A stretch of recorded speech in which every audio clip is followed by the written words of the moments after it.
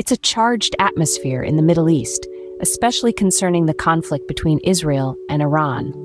The recent events have been a series of attacks and counterattacks, pushing the region into a state of heightened tensions. To understand the present situation, we need to take a step back. The year is 2022. President Joe Biden, during his first trip to the Middle East, embraced the Trump-era Abraham Accords. This focused on expanding Arab-Israeli security and economic ties, aiming to bring Israel closer to the U.S. and the region, including Saudi Arabia. But this move frustrated Palestinian officials who sought a revival of the Israeli-Palestinian peace process. The focus on normalization rather than the peace process signified a significant shift in regional dynamics. Fast forward to October of 2023.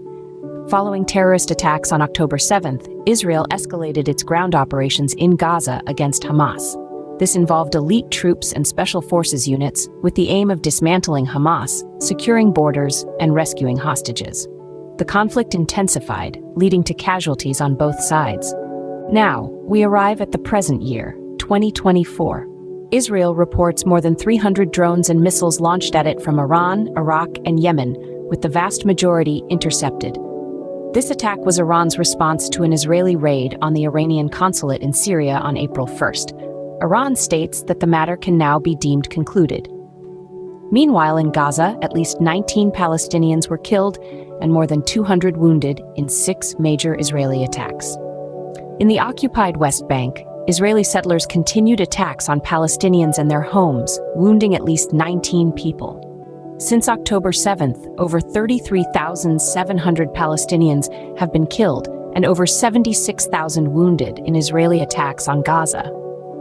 The death toll in Israel from Hamas's October 7th attacks stands at 1,139, with dozens of people still held captive.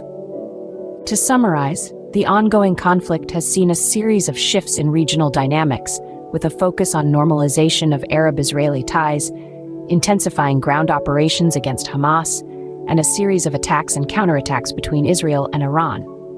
This has resulted in significant casualties on both sides and a state of heightened tension in the region. The implications of these events are far-reaching, impacting not just the political landscape, but also the lives of countless individuals. As the situation unfolds, the hope for a peaceful resolution remains, albeit shrouded in uncertainty.